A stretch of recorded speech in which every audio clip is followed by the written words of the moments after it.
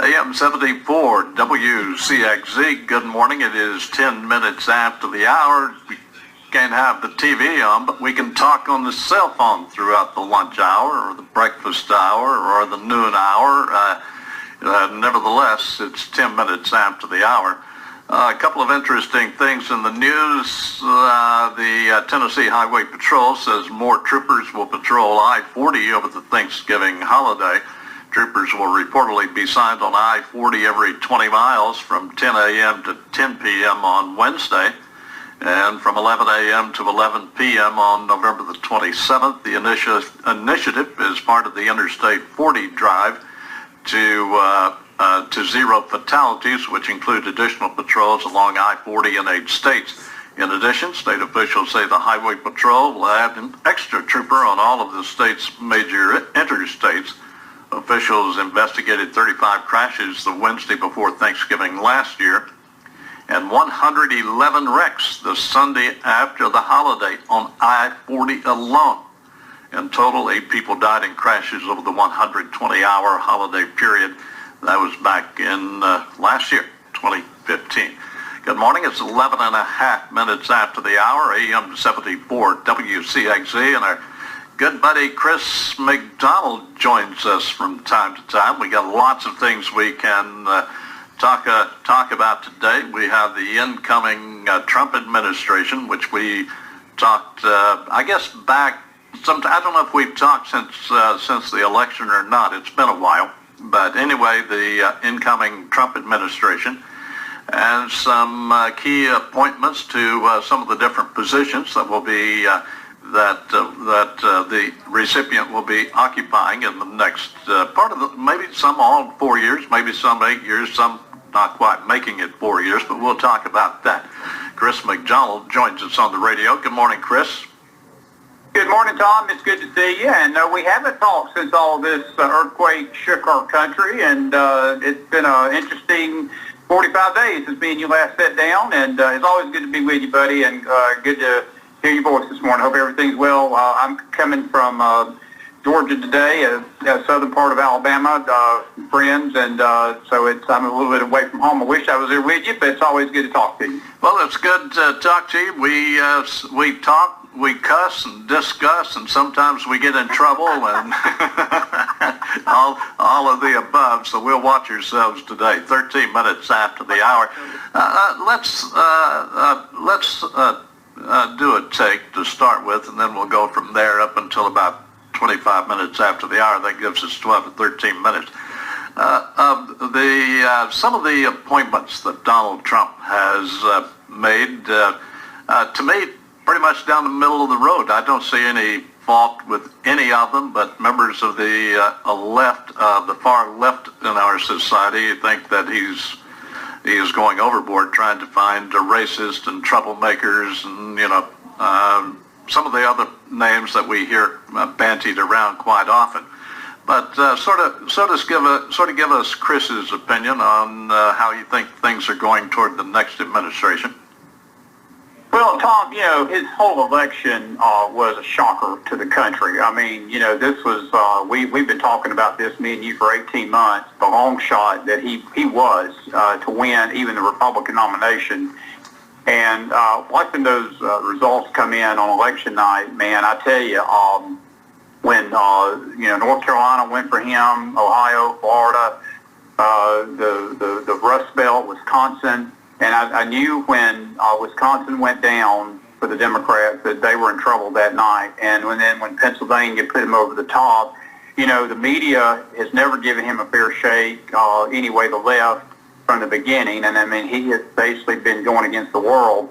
And even after this election, where you would think that things would begin to settle down a little bit, people would accept the fact that the American people spoke. And, they just didn't speak, Tom. I mean, he had 306 electoral votes. I mean, she got 232 or roughly. There are several different figures out there, but it's evident that he basically won the popular vote in some counts, even though there's other counts she did. But again, there's that sort of debate. But the bottom line is that no matter what he does at this point, he's still going to face the same onslaught And, the same, and again, it's always a left playbook that if they don't agree with something you're doing, then they bring out the race card, they bring out the gender card, they bring out the economics card about, equality and, you're doing things to hurt poor people and you're doing things to hurt this. And that's just the Democratic playbook. It did not work for them during the election. And if they continue to do it, Tom, all it's doing is continuing to alienate them from basically mainstream America. There was a lot of Democrats that jumped the party in this election and voted for Donald Trump. They would have had to. There's no way he could have won these races had there not been a crossover of, and what we used to call Reagan Democrats back in the 80s, for him to gain that support from those Democrats. And these left-wingers don't realize that they're further alienating people by doing the same stuff that they were doing for 18 months. It didn't work. He won the election, and it's not going to work now because I don't see anybody that he's nominated that is extreme in any way. They're down the road. You said it right. They're very down the middle people. Jeff Sessions, you couldn't ask for a better attorney general. I mean, I thought Rudy may have gotten that nod that they gave it to Jeff. Bannon, as his chief of staff, he's a good guy. He's a retired Navy man.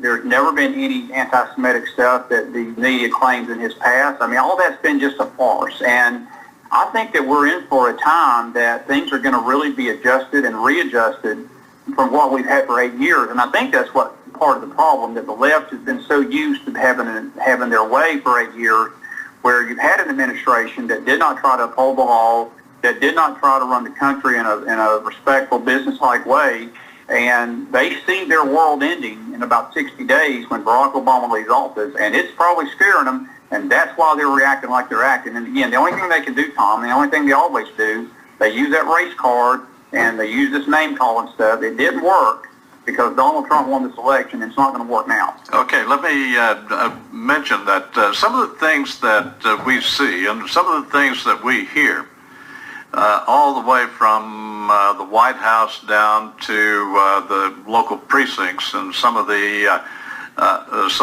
far left precincts and some of the far left statements, and we get people like Nancy Pelosi who just opens mouth and fires away without igniting her brain, but that's another story. And we see riots in the streets, and we see demonstrations blocking traffic.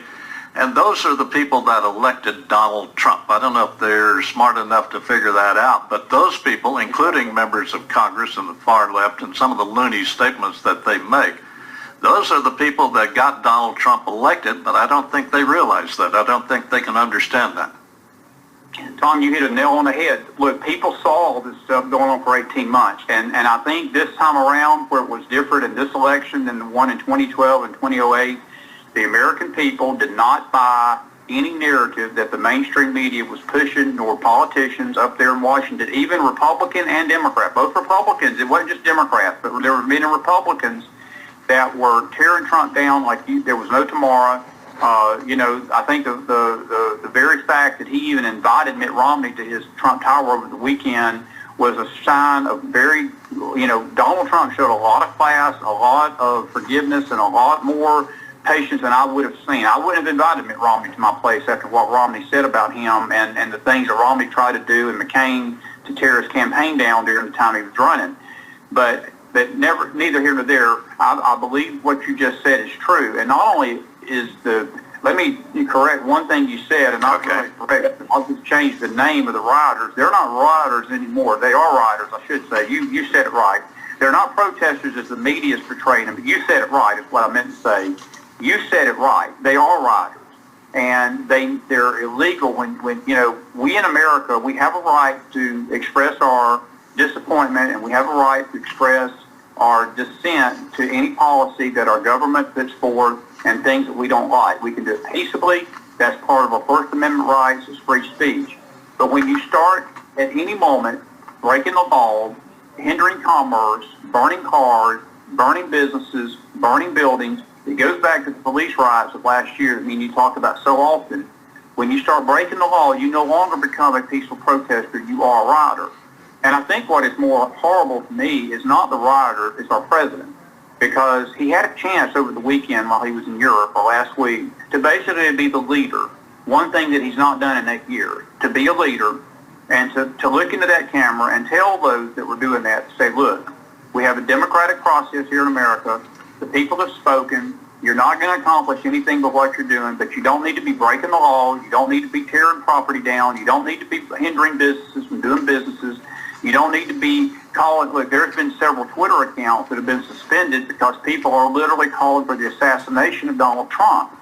Those things are not, they go beyond the pale of protesting, Tom. That is very dangerous rhetoric and rioting where people can get hurt. But our president said, and this is his quote, he said, I admonish all of those that are speaking to continue their protest and not remain silent. So again, whereas he could have been a leader and acted like a big boy and acted like the man that he should be acting like as president, all he's doing is stoking this very same flame. And these riots are going to probably go on for a long time. And look, I'm saying a prayer. I really am for Donald Trump and Mike Pence and their protection because there's a lot of people out here that are angry in the country, but they shouldn't be because, like you said, it's that very anger and that very harsh rhetoric that basically pushed people to go vote for Donald Trump. And you know, I think it's funny because the pollsters never saw these people. That's why all these polls are showing Hillary up. You know, she was up 10, 20 points in many of these polls, and people couldn't understand why, you know, he just whopped her in such a massive way because in their mind, the media had been telling us for 6 months the race was over. Well, they did that, and they, of course, never probably polled Bell County, Kentucky, or Harlan County, Kentucky, or Lee County, Virginia, or Claiborne County, Tennessee. They probably polled San Francisco, New York, and Detroit, and places like that. But we've only got about 3 minutes left. Any of the particular appointments that he's made that you like or dislike?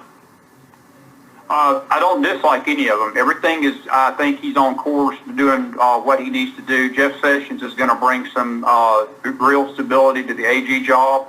If I was people that are, if people think that things are going to keep going on in Washington as they've been going and people in high places getting away with criminal activity, that's going to end.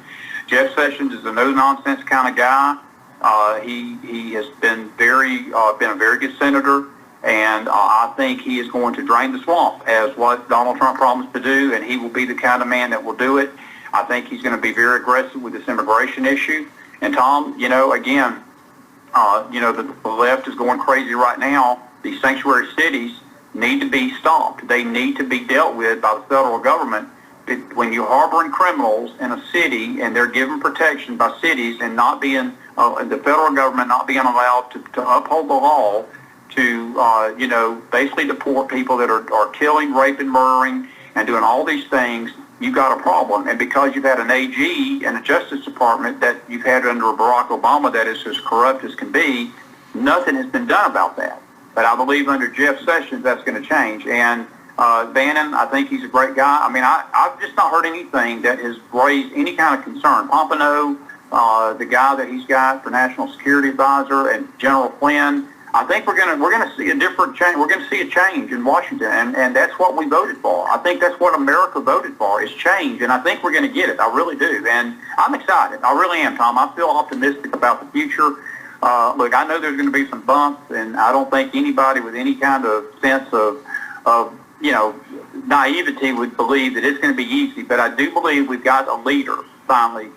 And he's not beholden to any group, Republican or Democrat. That's what we've got to have to run this country, Tom, and I think we're going to see it. I really do. We've got 45 seconds left. What do you foresee in the first year of the Trump administration? 30 seconds.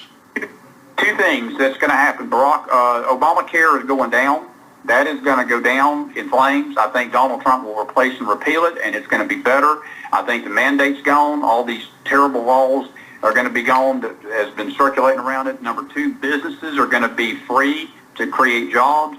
And number three, we're going to see a transformation of the illegal immigration, and that's going to be a big change in our country. Jobs are going to come back. but he's going to uphold the law, Tom. He's going to be the law and order president like he promised, and that's going to irritate the left like they've never been irritated, but it's going to make us here in Middle America feel a lot safer and be more proud of our country that we've got a nation that is truly based upon the rule of law and the Constitution. That's going to be a great thing to see. Thank you, buddy. We appreciate you. Hang on just a moment. Formulated with aloe and other natural additives to soothe and reduce skin irritation. Better buy Barbasol. This is Charles Osgood. On the front lines of California's dangerous wildfires, they are among the first to arrive for roll call. Alvarez. But who they are may surprise you, says our CBS News colleague Chris Martinez. The orange uniforms let you know these firefighters are inmates. The voluntary program is the largest of its kind in the country. The story after this. Auto Owners Insurance has been in business since 1916, 3 years before the pop-up toaster was invented. You wouldn't run a breakfast store